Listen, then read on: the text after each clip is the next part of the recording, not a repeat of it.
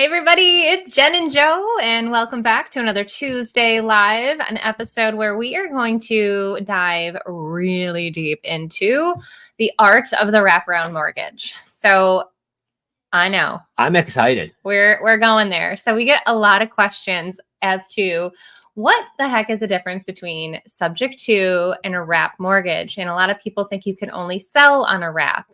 And, it's the catchy phrase of sub to. So we're going to break it down and hopefully you'll have a great sense of why we love wrap mortgages, how you can find people that have mortgages that you can then take over making their payments monthly on their behalf, and all the nitty gritty things. And if you're live, ask the questions. That's what we're here for. Bam. Well, what an entrance that was. Woo!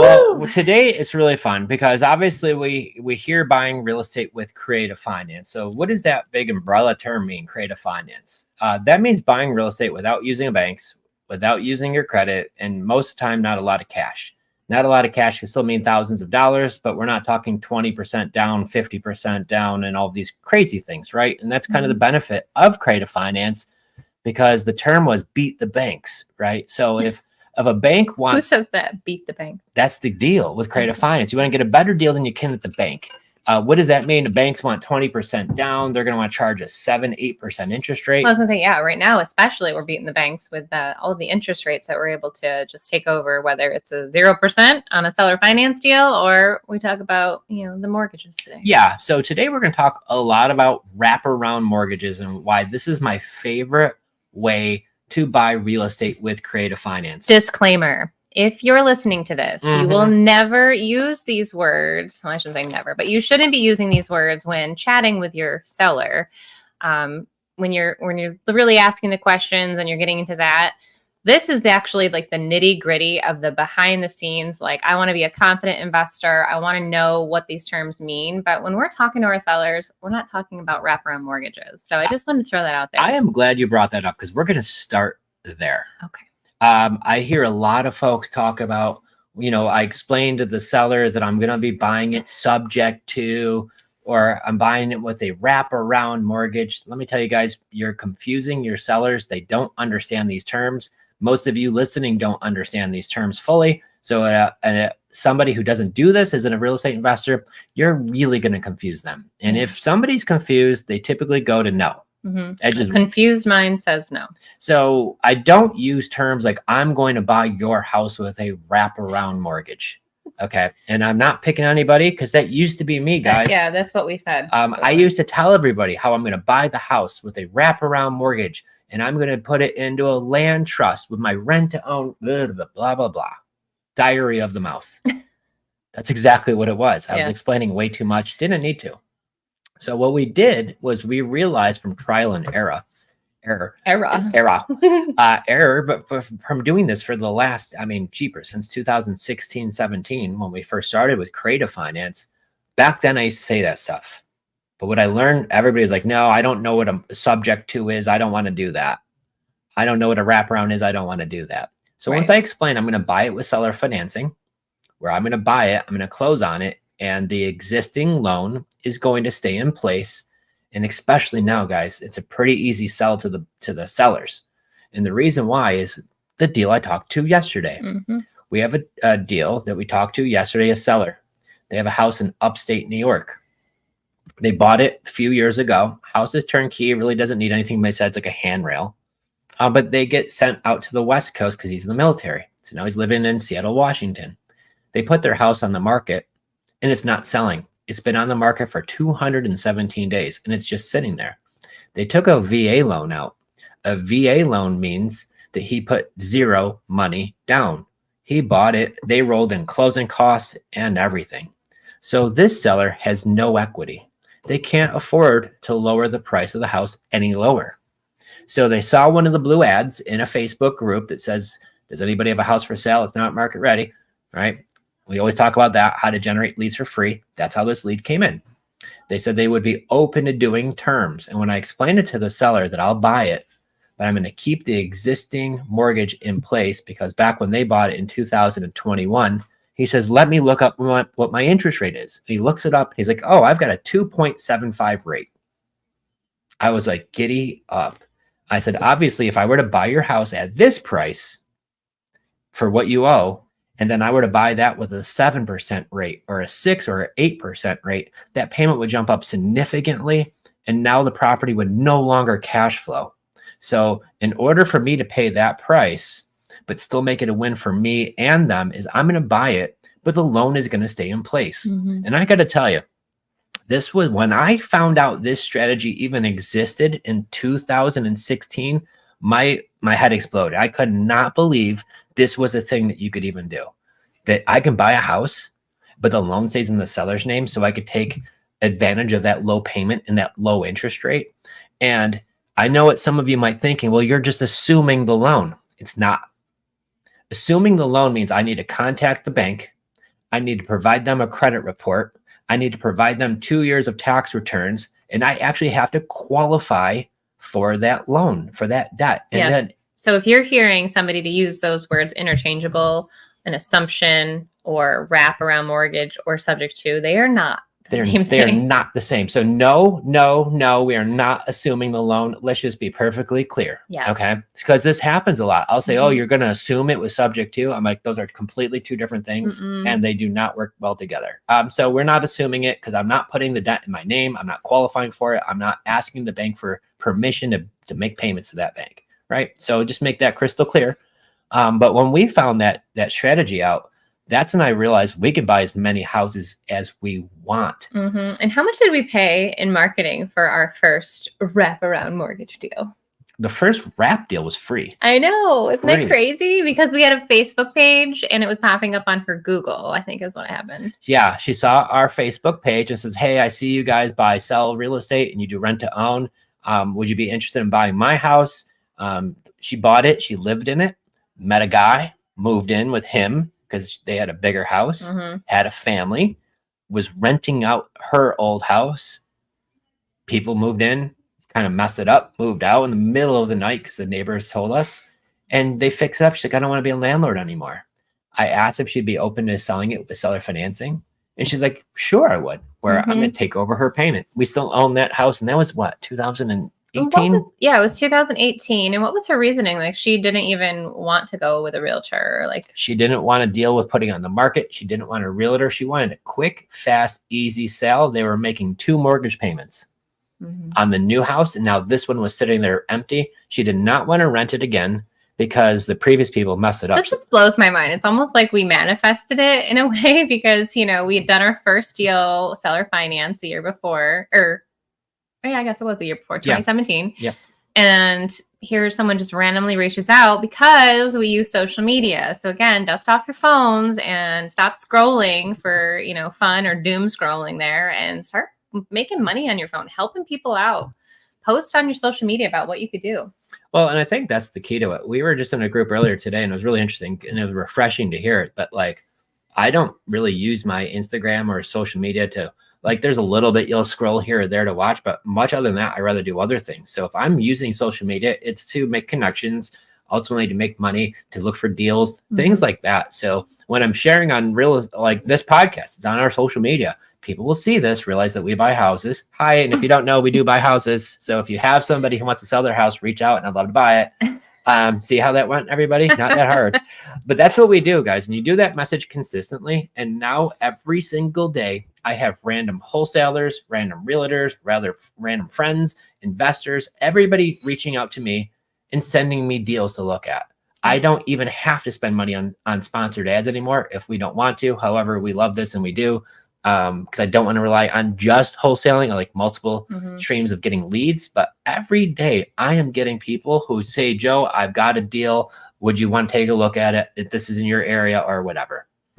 Yeah. So dialing back to that first mortgage that was like the big takeover, I remember thinking like, oh my gosh, I have to, you know, it's one thing to send seller Steve, you know, his $500 a month, you know, payment every month to Bank of Steve. It was seller financing, but man, now I've got to pay, you know, Bank of Pennymac, I think it is. And, you know, on her behalf. And so just that level of Oh my gosh. Yeah, it's a big step, and so just making sure that you always cross your T's and dot your I's, and really when it comes down to it, make that mortgage payment a little bit early.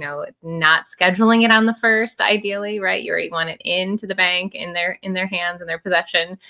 You want to structure your insurance properly, and a lot of people will ask, well, why don't you just buy sub two? Why do I need to do a wrap? Like I don't really care about the differences. And what are your thoughts on that? What would you say if someone? I mean, even had people who wouldn't buy a deal from us because we refused to do a sub two. And I just wanted to dive into that. Let's go there a little bit. Okay, let's get you up. So why? And this is because I learned from the godfather of real estate. Okay. And so, but it was also too, it's like actually putting it down and looking at why. Yeah. Okay. So the first reason why I like to buy with a wrap versus subject to is because with a wrap, I'm protecting my seller. So what does that mean? If I'm buying it with a wrap, which is short for wraparound mortgage. So what does that mean? It's not me going to the bank, taking out a new mortgage. A mortgage is just a few pieces of paper, which is an agreement saying that I agree to these terms, right? And then they're going to record that. That's the note. So a wraparound mortgage means I'm going to buy Jen's house for $200,000. They're going to create that note and they're going to record it. But also in that paperwork with a wraparound mortgage, just like any other mortgage, there's language inside of that that says if the buyer doesn't pay the seller, the lender can foreclose on that property and get it back. So how am I protecting my seller that way? Well, as the buyer, or if anybody else is going to be buying the deal, if for some reason they don't pay, I want to have the seller have the ability to foreclose and take the property back. Okay. Number one. Number two, if that seller decides they want to get a mortgage or a car or anything else later on, and they're going to have to apply for credit, the lender is going to pull their credit report. They're going to see a mortgage of a house that they don't even own anymore. And I used to work at a car dealership in the finance office. So I would see your credit report and I could see everything on there. So it doesn't get hidden and the banks see it all too. So the reason why I like doing it on a wrap is because with that mortgage created, it shows that we are making the payments. So when I have a lender say, hey, I need to have proof that you guys are making the payments, I have my note, my mortgage, the wraparound that was created, and my HUD statement showing that we closed on the property. When I furnish those two things to the banks, that's going to really help them understand who the owner is and who's making the payment. When you do subject to, the difference is you're just deeding the property to the buyer. There's no note in place. There's no mortgage recorded saying that if the buyer doesn't pay, the seller can foreclose. Now, I know in certain states, there's something called a performance deed. And, in some areas that might work. But in New York and Florida and many other states, the judges do not recognize what's called a performance deed. And what is a performance deed, Joe? If you buy subject to, so like some people teach, that you can file what's called a performance deed, which means if I stop paying, you can take the property back, right? But in Florida and many of these other states, it's not recognized and that doesn't work. So when I'm talking with attorneys, because that's where we first started in New York, which is an attorney state, not a title company state, you're dealing with attorneys and the buyer and the seller both have to be represented by an attorney. And I will tell you, if you're trying to do this stuff, attorneys are involved, it's very difficult to find. And I'm not saying it's impossible, but it's very challenging to find attorneys who will close on subject to deals, especially in New York. But when we're buying on a wrap, it makes them feel better that their client is protected because there's a mortgage in place. Now, it doesn't work with every attorney because some attorneys don't really understand how this works too. I'm going to go there. I have a cousin who's an attorney in New York, and I've never used him for one closing. He's not a real estate attorney. He has closed real estate deals, but he has other things that he focuses on. So if he does a closing, he does charge more than my real estate attorney, who that's all they do are real estate closings. And, my real estate attorney knows really deep into how real estate works and all the different ways where, a general attorney doesn't know it maybe as much. So sometimes can you talk to an attorney and they're going to say, this is illegal. You can't do that. They might, it's not true. I've heard realtors tell me you can't do that. That's illegal. And I'm like, well, it is written on a HUD statement how to do this, right on line 203 and 503 of a HUD statement. So it's not illegal.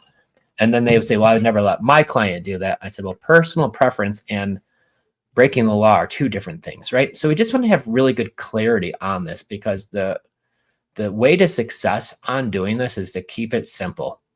So I would say don't overly complicate it. Don't talk about to sellers with these super complex terms. So that's what we do. And then I know a lot of people love selling on wraps. So I'm going to get into that too. Do we sell on wraps? The answer is no. Nope. I like to buy with wraps because we own the property. We get to write off depreciation. We get the benefits of appreciation. We do rent to own. So if one of my renters, like we had just happened recently, what happened in March? He left. Just up and left. Emailed me. I got an email saying he left the key on the gate and he was out. So if we sold it to him with seller financing or with a wrap, that deed is, in the air, or if it's in his name. So what if, walk me down that? He would have had to sign some paperwork and filed it. Maybe you have it pre-signed just in case, and it sits at an attorney. Okay. Maybe he bought it on a land contract, which means the deed didn't officially transfer to his name until it's sold. However, you're usually going to have to chase them down for some signatures, and he just up and left. It was like, my phone number doesn't work, because I tried calling him, like, hey, what is going on? Phone didn't work, just an email said I left, key on the gate. So when I own it with a wrap, but I sell it with rent to own, so I still own the property, when my tenant moves, even in the middle of the night, it's still my house. So that's why I buy on creative finance, like wraps, but I sell with a lease option.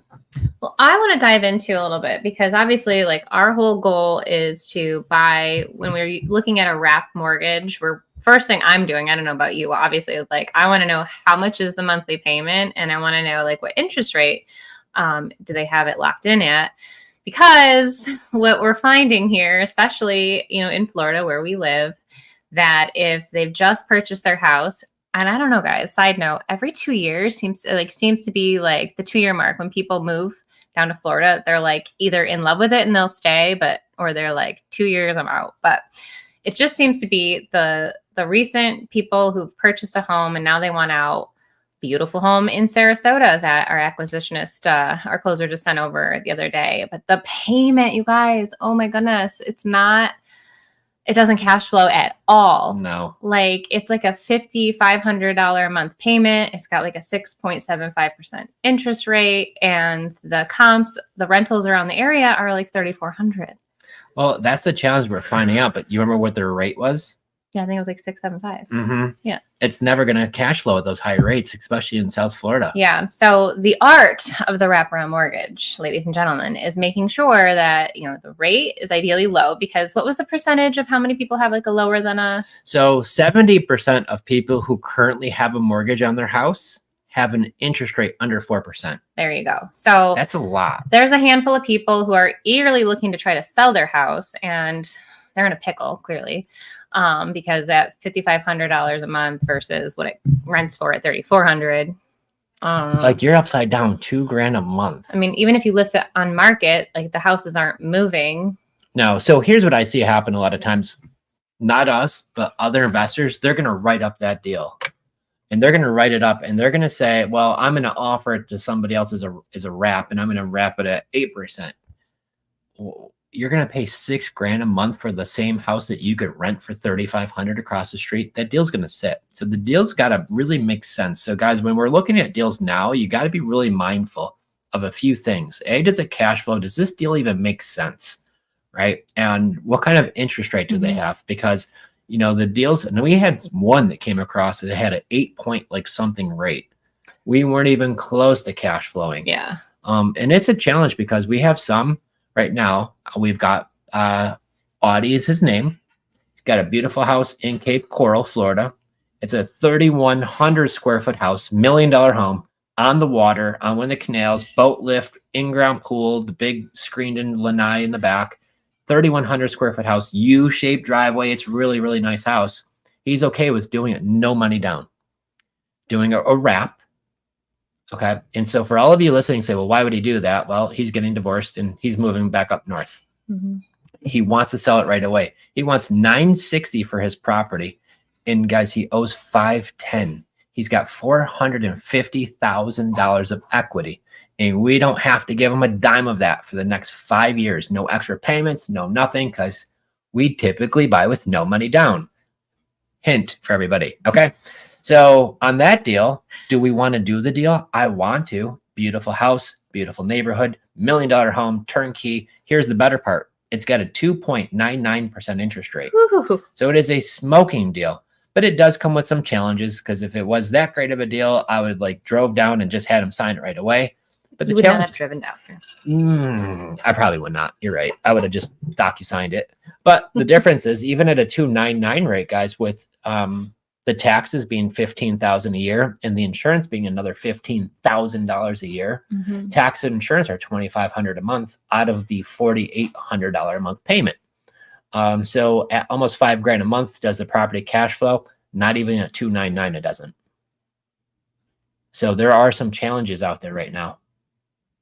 I know. Literally, you just blew my mind, because I'm like, well, if he only owes X amount, like literally with all of the taxes and insurance, It's the taxes. Did he get is it assessed higher? Is that what happened? It is, because he recently bought it for, I think, 8 something. Okay. Because he bought it a few years ago, and then they moved down, and then they're getting divorced, and he just like either put a lot down or paid a lot off. He paid a lot down, put a lot down when he bought it. So he bought it for, I think, $850. Took it out a loan for like a little over $500,000. Still owes about $500,000 on it, and says I want $960 because the Zestimate on there's over $1 million. Well, because we hear people say like, I don't care if it cash flows. So like, what are these people doing with these properties? They're just gonna wait and bank on appreciation and just lose money every month. Well, that's a great question. You know, sometimes they might want to try to do Airbnb, but also too, like, maybe you're in a scenario, this is not your first rental. Maybe you have a lot of rentals and you're generating a lot of income per month, and you wouldn't mind having a really beautiful house with not a lot of money into it. And you could write off depreciation and things like that. But for me, guys, if it don't make dollars, it don't make sense. So we want to be able to make some money on that deal. Spot on. Cash flow is king. And so that's the deal. Right? You got to be able to make money on these properties, because let me tell you, as nice as it is, things will happen.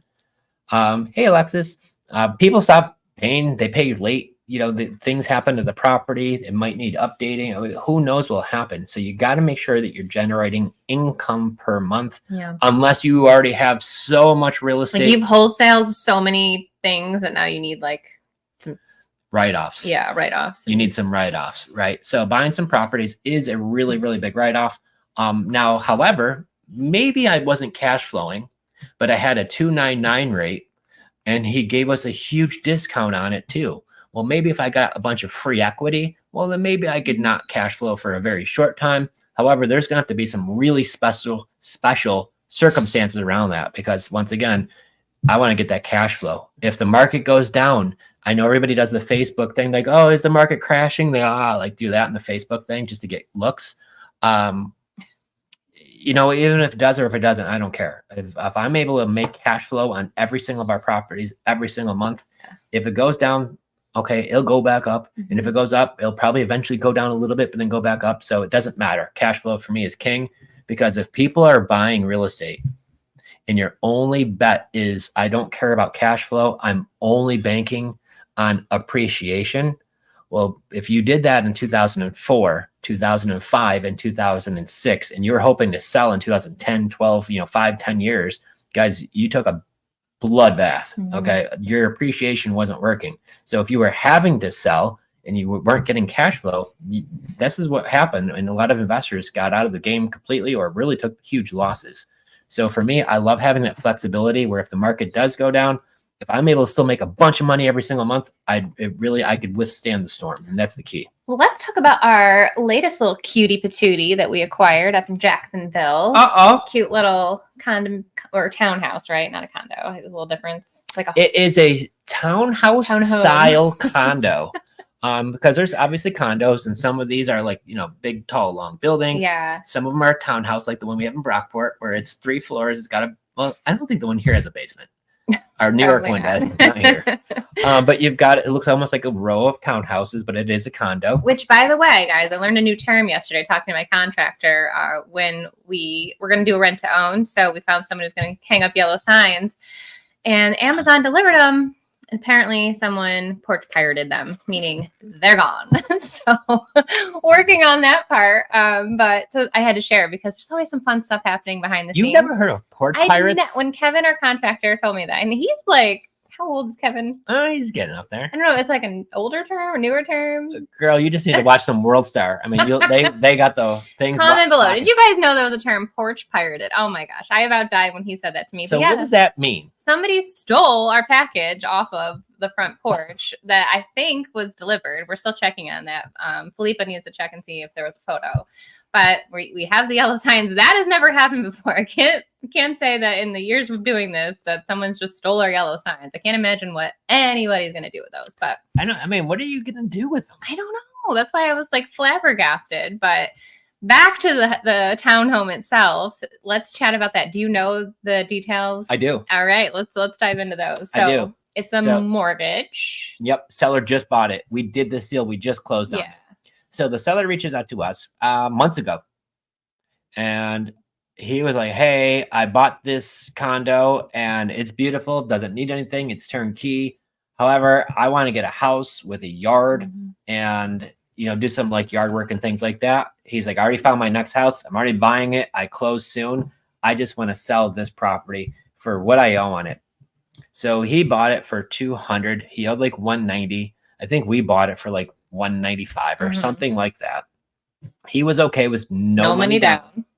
Right. We just cover, I think it was $6,000 in closing costs because you made that little cool thing. So I remembered. I made a cool thing. That little slide that said it on there. Okay. So I think it was like $6,400. And now we own this turnkey property in Florida. Right. So what our payment is versus what the area rents for. There's some cash flow in there.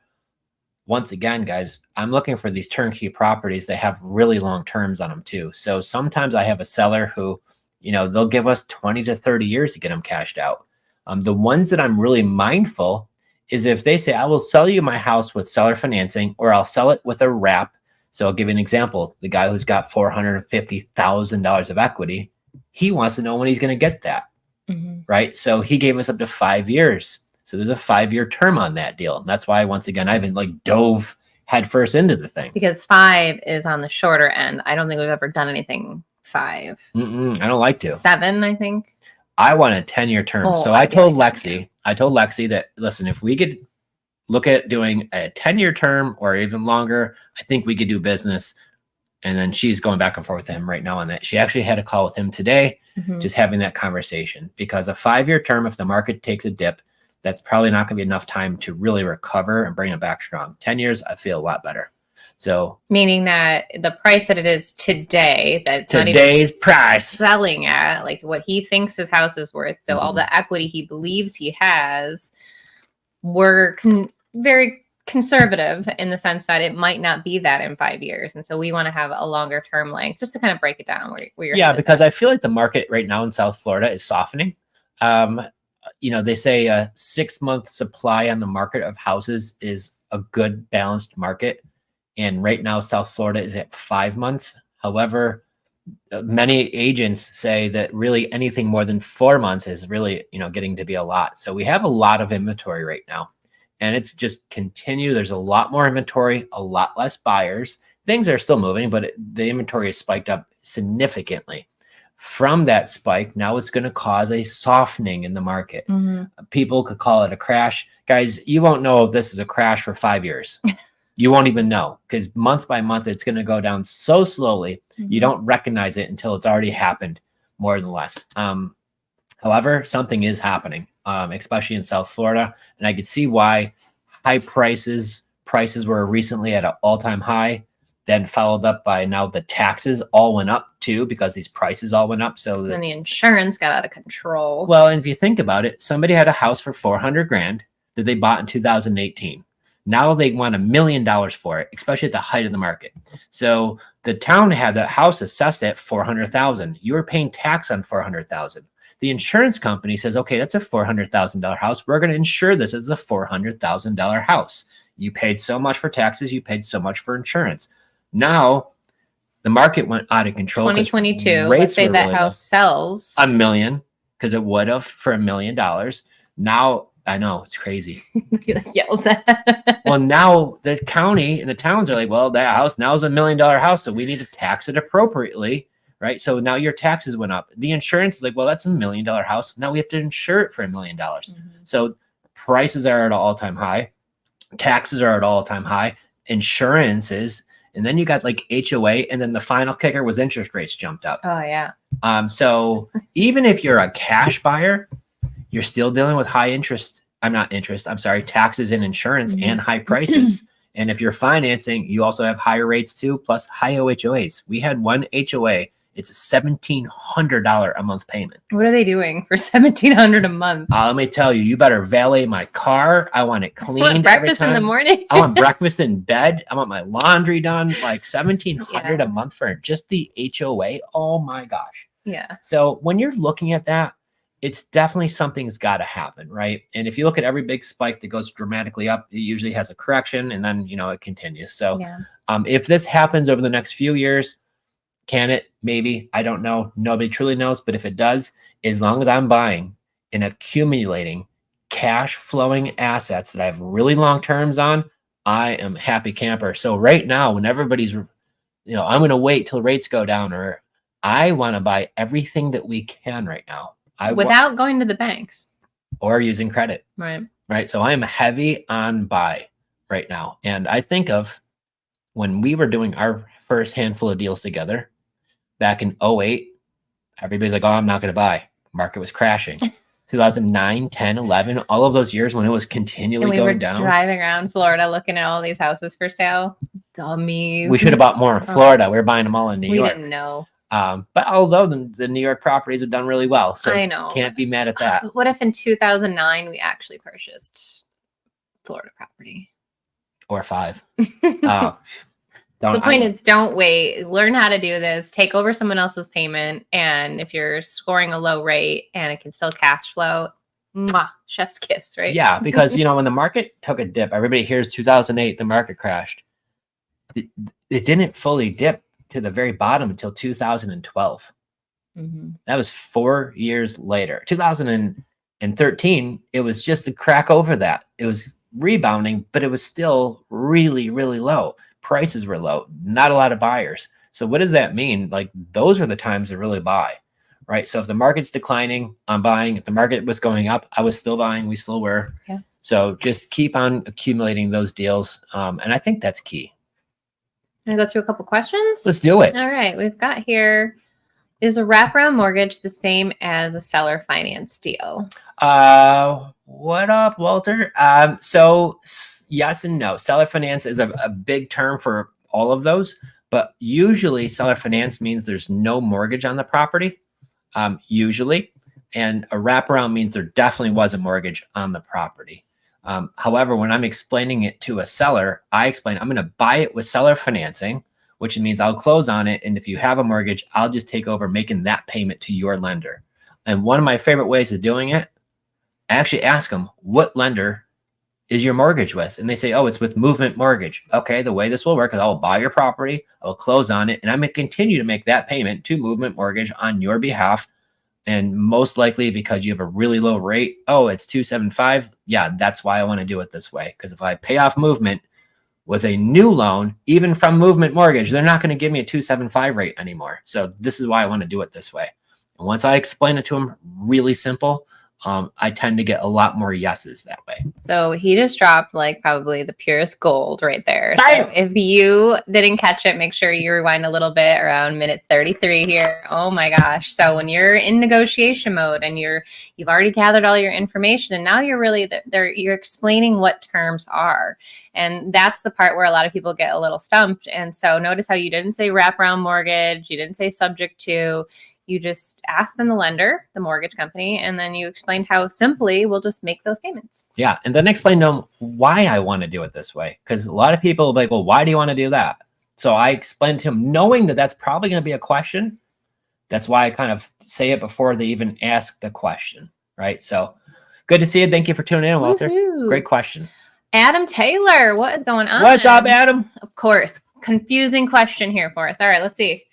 Could you sell on a wrap? Could you buy on a wrap and sell on a wrap? Say your payments to the seller's bank are $750 a month. Could you sell it on a wrap to get more of a down payment and then collect $1150 a month from the new wrap buyer and use $750 of that to pay the seller's bank every single month? Yeah, absolutely can. And that $400 is going to be, or $300 or $400, whatever, $300. That is yours.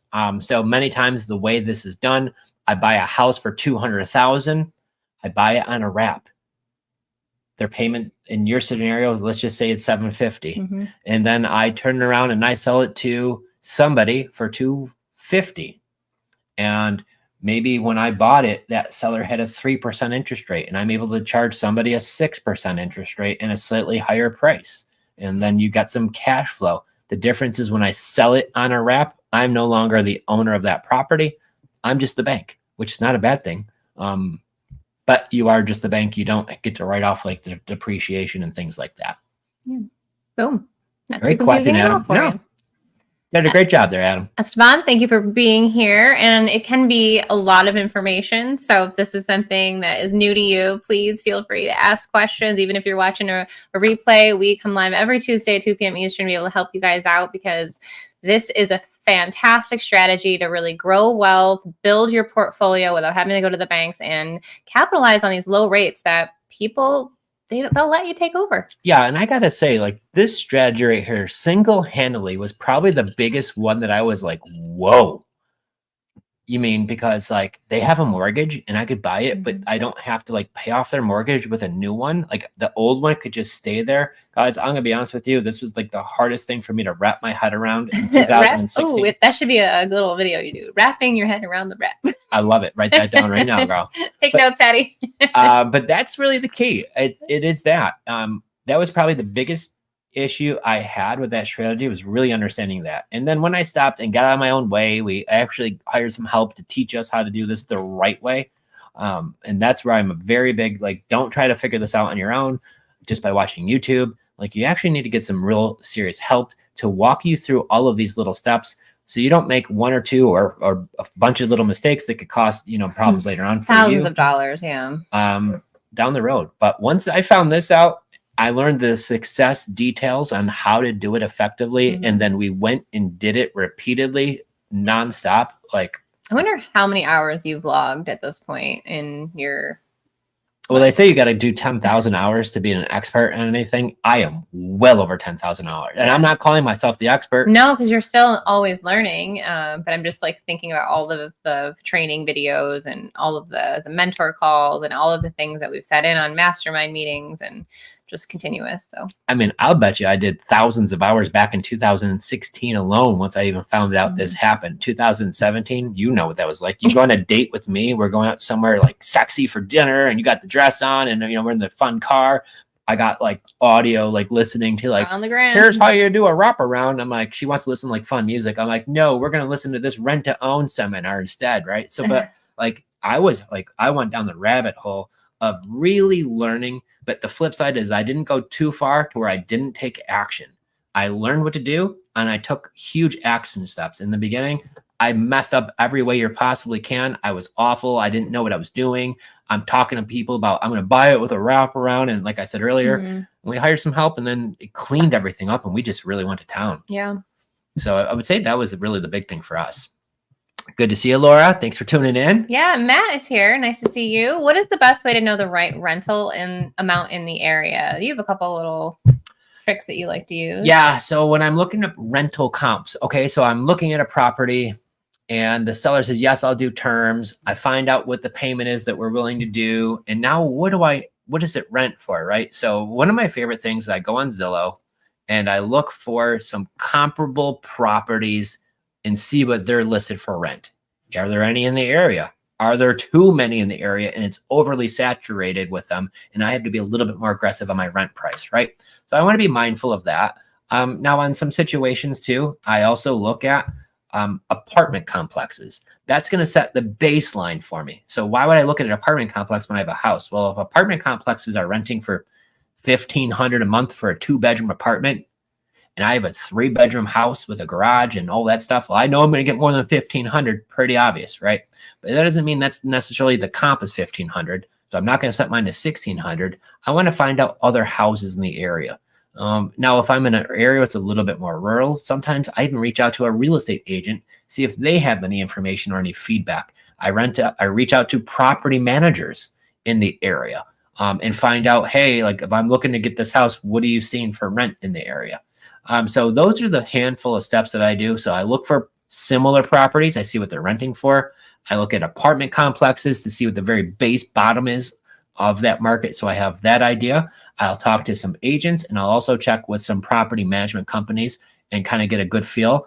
The real way to tell is put out your marketing on Zillow and Facebook and all the stuff and put rent to own, and you'll start getting some calls or rental. And if you don't get many calls, you're either not marketing it enough or your price for rent is too high. Mm-hmm. And they'll let you know. They'll let you know. The market will talk. Thanks for being here, Jose. Good to see you, Jose. Jason, how do you find these deals? They are all over, and there are so many ways to do it. Just pick one, and I'd say go real hard until you find some success. But the number one thing you want to do is generate leads. And for us, we absolutely love Facebook. I even see you have like a little Facebook icon here. So for us, it's going to find off-market sellers. So we're going to go do that on Facebook. We are going to join the local Facebook groups in the areas in which you want to invest. So I still love the Rochester, New York area. So if I were going to do it, I'd go find all the wonderful towns surrounding the city of Rochester and I'd go join those Facebook groups. What kind of groups? Every single kind of group. So they got to have a lot of people in them. Yep. So let me ask, would anybody like to see me actually do it live? Put live in the comments down below. Just type in live and we'll make sure you get the invite. But I'd like to probably just go live on my Facebook page and share with you, A, how I'm picking out the groups, B, how I'm joining the groups and what I do to join them the right way, how to season these groups, and then more importantly, how do I put our posts out there the most effective way. And then I have a couple key ninja techniques that we don't really talk about that much that I'm going to drop during this. If you really want to up your game, sounds like an after hours event, if you ask me. So, yep. So if you want to see this live and you want to be part of it and you want to make sure you get the invite, write live in the comments and I will make sure you get an invitation. We got people watching to make sure we get your name. So we'll get in contact with you when we do that. But if you want to learn how to generate all of these off-market leads for free, how do I find these deals? How do I find these sellers and these people who will want to do this? We'll show you all of it. And it doesn't cost any money, which is the best part. Because when we started, we had to spend thousands of dollars. Yeah, $5,000. And if we didn't have that, what would we have done? Well, right? That was just for the actual letters, right? Because on top of it, then we had to pay a virtual assistant. We had to pay the company to take all the calls coming in.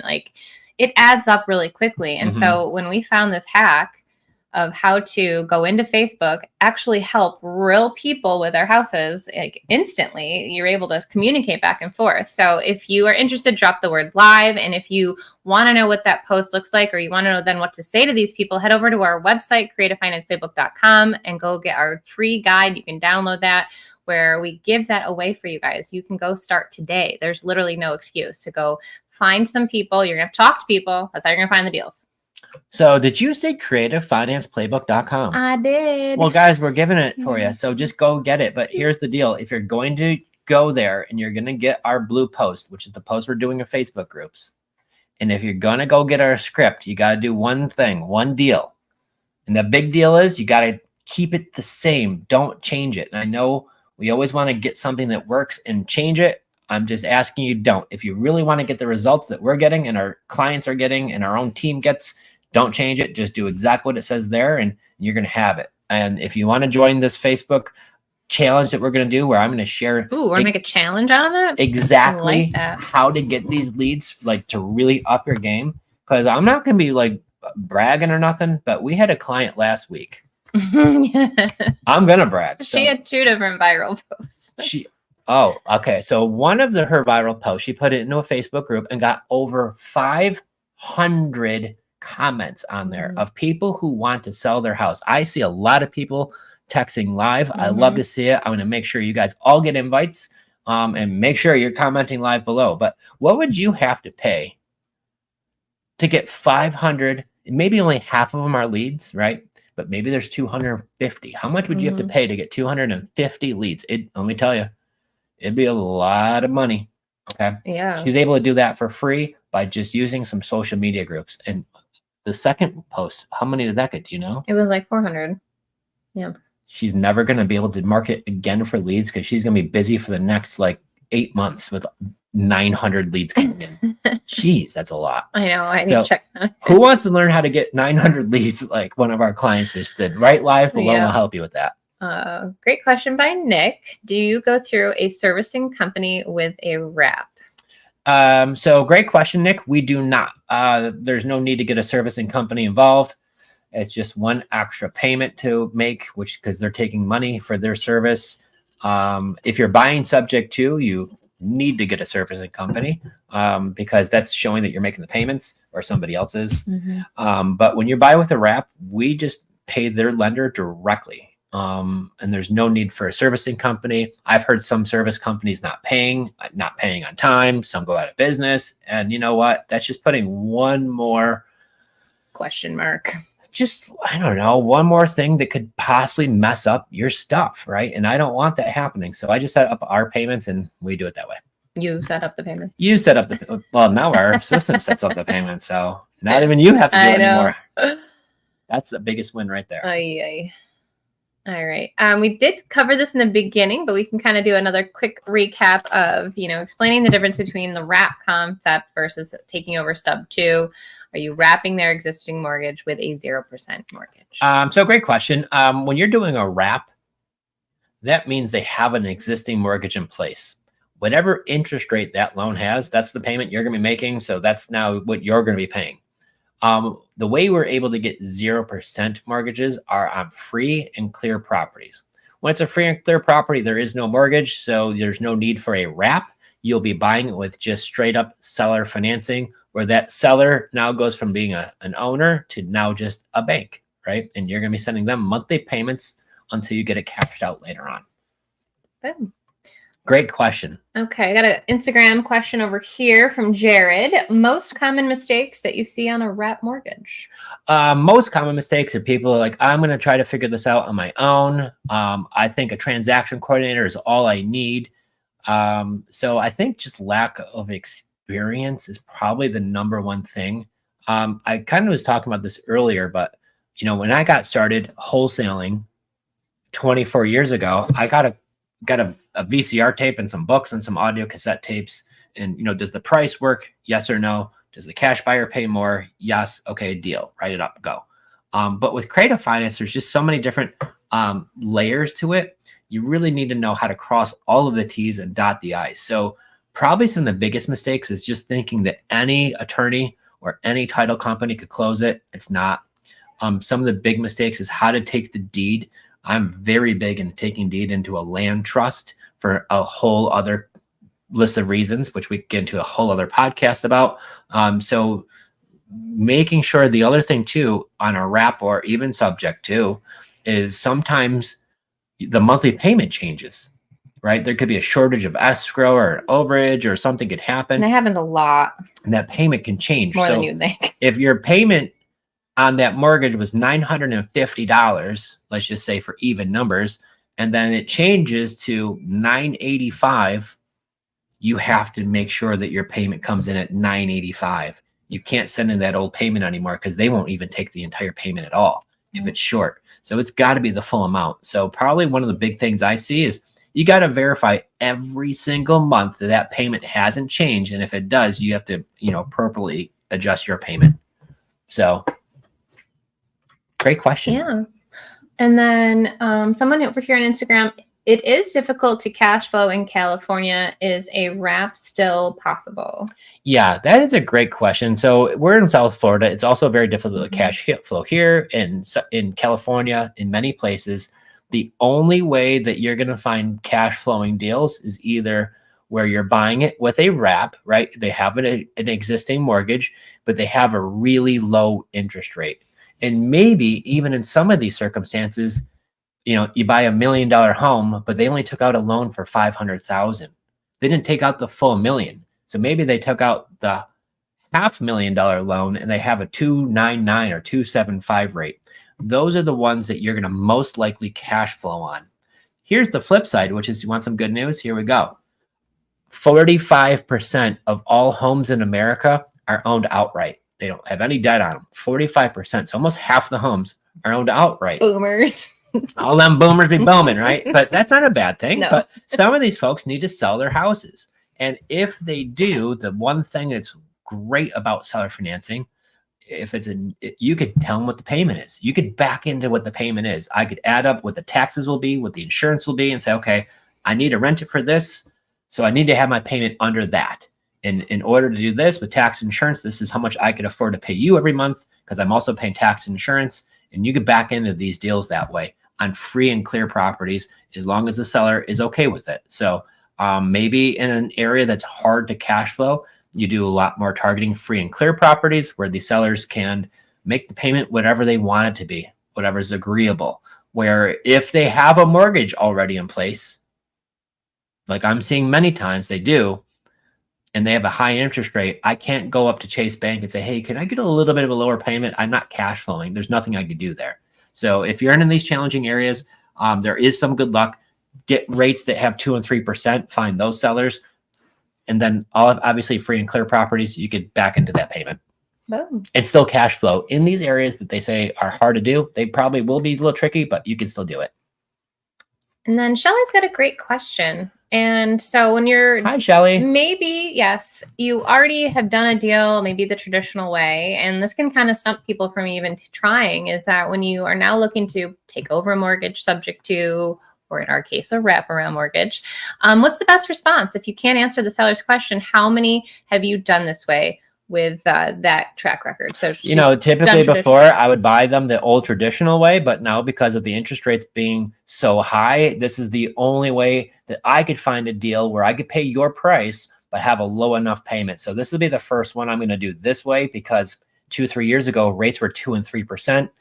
But now with rates being so high, this strategy is really becoming a lot more popular, because many people just bought their house a handful of years ago or refinanced and have a really low rate. So I can stretch and pay top dollar if I'm able to still get those low rates. If I have to pay that kind of price with today's rates, that deal just doesn't pencil out. So with this way I'm buying, I had to kind of shift my strategy recently with high rates, and that's why I'm doing deals this way from now on. Yeah. So you never want to lie by any means, but really tell the story of like you said, why? That's such a beautiful way to explain it, because it makes total sense. Get it, girl. And then also I would say, we've always been a part of a community, having mentors that have done a bulk of these kind of deals, so that if a question arises, I just know I can then go back to my mentors and run things by them. And that's the thing too, which is nice, is because a lot of our clients, there's power in numbers, right? And a lot of our clients inside the group, when they get approached that question, because many of the people we teach, either they're brand new and they've never done a deal and they're done their first deal, or many times they've already done a couple deals like traditionally and they're just sick and tired of trying that way and they want to learn this way. So when they get approached that question, they do very similar to what I just said, but also on top of that. But also I work with a network with investors who've closed hundreds of deals this way. So we make sure that we cross all of the T's and dot all the I's to make sure it's properly done, all the paperwork, attorneys, all of that. That's one extra layer that you could add to it, when you're especially in a group like ours. Yeah. And I got to say, give you some mad props yesterday on your live support call. Whoo, you were talking to some motivated sellers. It sounded like everyone in today's live support call was just raving about it. Oh, it was a great call, because a lot of times our clients will bring their leads to our support calls. So in our program, we do live Zoom support calls 5 days a week for our clients. So for 5 days a week, you're sitting in a Zoom and we're talking about your deals. We're seeing if it's a good deal. We're analyzing them. We're talking about making sure you get enough leads. And then I'm calling your leads for you. I don't know anybody who's doing that. Okay. I do. I love to do it. I want to get you a deal, but more importantly, I want you to learn how to do this. How did I ask these questions? And over enough time, it's just like hearing a song or a movie or a TV show. The first time you heard the song or the movie, you don't know what's happening next. But if you've seen the movie over and over and over again repeatedly, you know the next scene, you know the guy who said this or the lady did that, right? You know it. So part of our strategy is you're going to be surrounded with a ton of support of these calls happening in front of you to not just get yourself a deal, but for you to learn how to do this on your own. And when it's your deal, like I remember, just that having our mentor do that, the few times, and like the light bulb that just clicked, like you were like, that's all he said, that's all he did. And then you were like off to the races. And so just to be able to provide that, not once a week for 30 minutes, but rather every single day of the week. Oh my gosh. We were on a support call for like 2.5 hours. I know. It was rocking, but we had stuff going on yesterday. It was amazing Zoom. But when we first got started, I remember my first call, it's 2017, our coach, Tony, I said, hey, I got a lead. Who was great. He was awesome. He's awesome. I love Tony. But I was like, hey, I got a lead. I got a guy who's open to selling his house on terms. Can we get on a 3-way call? He did. He asked some questions, and I'm sitting there like, is that all we have to do is just ask a couple of questions? I was like, oh my gosh, I want to do this 100 times now. Like, let's get off this call. I just want to pick up the phone and say this stuff to everybody. And I went nuts and did. And that's how we got all these deals. Yeah. But sometimes it's just like having that second. I needed to have that big brother looking over my shoulder to, make sure I didn't say anything dumb or right. Or make sure I'm doing it right. And that was important. When I listened to him, that kind of blazed the trail for me. And that's all I needed. I was off to the races. So it was so awesome. I had to share that because you did such a great job. So, all right, guys, it is time to wrap up today's episode. We've had so much fun diving deep into the world of the wraparound mortgage and why we love it so much, more than a traditional subject to. But if you're looking for more, there's a live training tonight, and we are going live at 6 p.m. Eastern. If you need that, shoot us a quick message. But we're going to talk all about how we are unlocking these creative deals in today's market. So we're going to actually share our screens, show you the numbers, go behind the curtain here, and kind of let you in on our acquisitions of how we're finding these deals and a little bit more in depth in that training. So if that's something you want, definitely reach out to us. Let us know. Otherwise, tune in next week because we're going to go all about the no money down deals. Oh boy, Joe's those are my favorite. Those are my favorite, guys. You are not going to want to miss that one because everybody, I see these things. Oh, they need 80 grand down, 100 grand down. They want half down, guys. If you want to learn how we do this with no money down, make sure you're on next week's podcast. Bring a notebook. This is going to be killer. Yeah. So until next time, we are Jenn and Joe, Creative Finance Playbook. So let's go talk to sellers, generate those leads, and until next time, Creative Finance for the win. There you go, guys. Have a great one.